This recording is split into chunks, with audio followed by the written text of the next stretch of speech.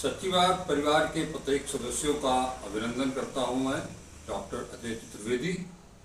मित्रों, आज आपसे मैं रूबरू हुआ हूं एक नई बीमारी जिससे कि आज कल के माहौल में सबसे ज़्यादा लोग पीड़ित हो रहे हैं। बनारस तो नहीं, लेकिन आसपास के जिलों में इससे कई मौतें भी हुई हैं। वो बीमारी है डेंगू। डेंगू का खतरा बहुत ज़्यादा बढ़ गया है। तो इस बारे में हम जानेंगे डॉक्टर राजीव गुप्ता से।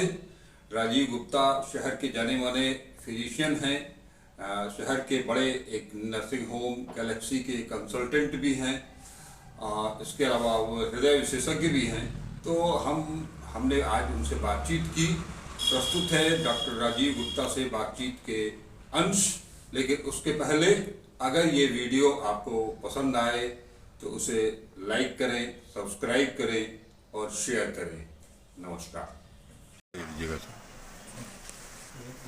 मैं doctor Rajiv Gupta, head department of medicine, galaxy hospital Varanasi. ये एक मल्टी स्पेशलिटी हॉस्पिटल है, सुपर मल्टी स्पेशलिटी हॉस्पिटल है, अराउंड 100 बेड का।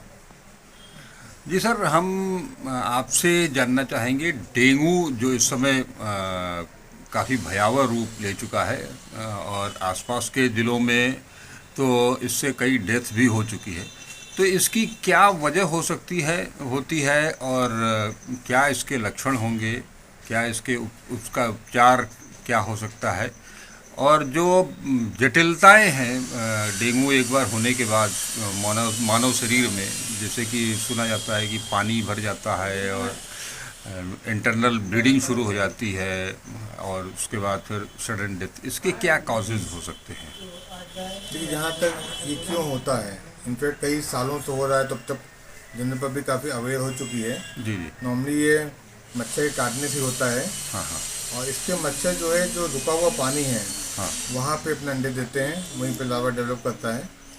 तो उससे जहाँ पे पानी रुका हुआ है, ये गंदगी है, वहाँ सब हो जाता है। तो बचाव फिर हम लोग सामने आ ही गया कि अगर हम लोग अपने यहाँ साफ़ सफाई रखें, घर पे पानी इकट्ठा न होने। नॉर्मली क्या होता है, इस समय गर्मी जा रही होती है, जाड़ा आ रहा होता है, तो जो कूलर में यूज़ नहीं करते हैं, तो उसमें पानी भरा रहता है। तो ये बड़ा कॉमन पॉइंट हो जाता है मच्छरों के यहाँ पे डेवलप करने का। इस तरह बाकी अब देखें, सड़क में नाली बजा रही है, या कहीं पे बाग में जाते हैं, गार्डन जाते हैं, कहीं पानी इकट्ठा है। जैसे अभी इसमें हमारे पास काफ़ी पेशेंट आए थे, जो रामलीला चली थी रामनगर में, वहाँ से काफ़ी पेशेंट आ रहे थे, क्योंकि उन लोग वहाँ पे रात को लीला होती थी, वहाँ जाते थे, शाम को चले जाया करते, सुबह तक रहा करते थे। अच्छा, उसमें चांस के बाद बारिश भी हो रही थी, सब जो पानी इकट्ठा भी रहता होगा, तो सब वहाँ मच्छर से काटते होंगे। तो काफ़ी पेशेंट मेरे जो शहर के थे, वहाँ रामलीला देखने गए हुए थे, उनको ही हो गया था। तो उसका कारण बस वही था कि जहाँ पानी स्टेगनेंट है, वहाँ मच्छर ने दिए, वहाँ से डेवलप हुआ, जो फिर काट लेते थे। इसके लक्षण क्या होते होंगे, किस तरह से डायग्नोस करें? सबसे कॉमन तो होता है, काफ़ी तेज फीवर होता है। अच्छा। अराउंड 102 या उससे ज़्यादा हो सकता है। पूरे शरीर में दर्द होगा, सर में काफ़ी दर्द होगा। ये एकदम सिम्टम्स करीब सबको होता है।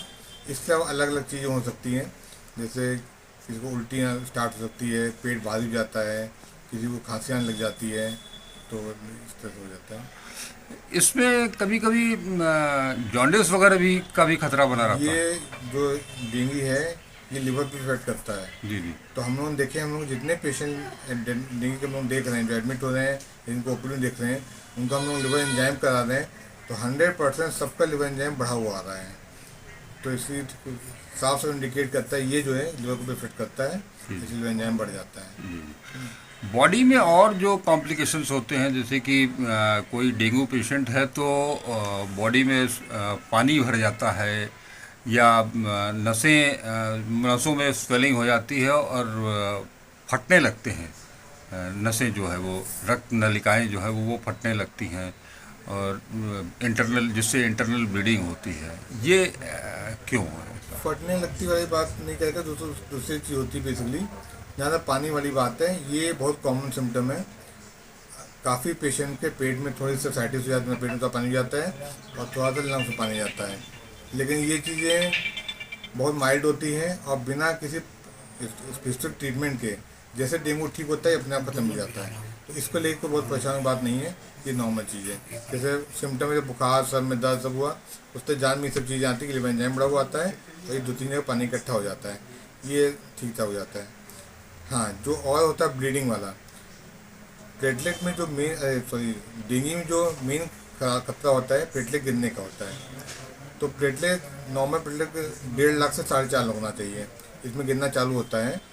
और प्लेटलेट काम होता है, कहीं भी ब्लीडिंग होती है तो वहाँ जाकर प्लेटलेट को ब्लीडिंग बंद करता है, क्लॉट बनाता है वहाँ पे।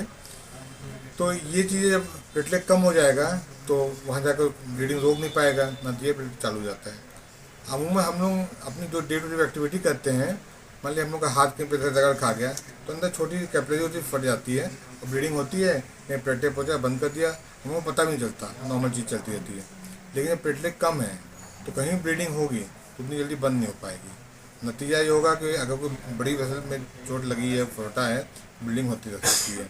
जैसे कई बहुत है कि आँख में ब्लीडिंग हो जाती है, वही लेटरिन में ब्लड आ जाता है, लेटरिन काली होने लग जाती है। और ये ज़्यादातर जो होता है हेमरेजिक डेंगू फीवर में कहते हैं इसको। जो नॉर्मल डेंगू होते हैं सब ठीक हो जाते हैं, कोई चिंता की बात नहीं होती, थोड़ा प्रिकॉशन लेना होता है। लेकिन जो हेमरेजिक डेंगू फीवर होता है इसमें ये होता है प्लेटलेट काफ़ी तेज़ी से गिरता है, ब्लीडिंग स्टार्ट हो जाती है, पेशेंट का बीपी गिर जाता है, पेशेंट शॉक में चला जाता है, ऐसे पेशेंट का बचना थोड़ा मुश्किल हो जाता है। सर, डेंगू के साथ मान लीजिए कि किसी को ब्लड प्रेशर की भी शिकायत है या शुगर की शिकायत है या हार्ट पेशेंट है, तो उसमें कॉम्प्लिकेशंस क्या कुछ ज़्यादा बढ़ जाते हैं? देखिए, बेसिक चीज़ है जैसे डायबिटीज़ है, डायबिटीज़ में बॉडी की इम्यूनिटी अपने आप में कम हो जाती है। जी। तो कोई भी बीमारी हो जाएगी तो उसमें इम्यूनिटी कम है तो शरीर की अपनी लड़ने की क्षमता कम रहती है। वही हर डेंगू के साथ है, जब डेंगू हो गया है लड़ने की क्षमता कम, तो अपना जो होता है वो इम्यूनिटी उतना काम नहीं कर पाती है, वो एक चीज़ होगी। हाँ, कार्डिक पेशेंट में ऐसा दिक्कत नहीं है, लेकिन कार्डिक पेशेंट में हम लोग खून पतला करने की दवा देते हैं। और इधर प्लेटलेट कम हो रहा है, अगर प्लेटलेट कम हो रहा है, कहीं ब्लीडिंग हुई, हमने खून पतला करने की दवा हम लोग दे रहे हैं, तो ब्लीडिंग और तेज़ी से होती है, उसका रुकना और मुश्किल हो जाता है, उनमें खतरा बढ़ जाता है। तो जो पेशेंट लोग पास ऐसे आते हैं जिनको पहले से हार्ट की प्रॉब्लम है और या किसी का वॉल रिप्लेसमेंट हुआ है, उनको दवा खून पतला करने की चल रही है, तो उनमें बड़ा ध्यान रखना पड़ता है। एक बीच का रास्ता अपनाना पड़ता है कि हम लोग को दवा भी देना जरूरी है, वो दवा अगर नहीं देंगे तो हमारी कार्डिक प्रॉब्लम बढ़ सकती है, और दवा देंगे और ब्लीडिंग हुई तो फिर वैसे डेथ हो सकती है। तो हम लोग को बीच का रास्ता करना पड़ता है, तो उसकी डोज हम लोग कम कर देते हैं और ज़्यादा वॉचफुल रहते हैं कि तो ब्लीडिंग ना होने पाए। ड्यूरिंग डेंगू भी शुगर लेवल घटता बढ़ता है?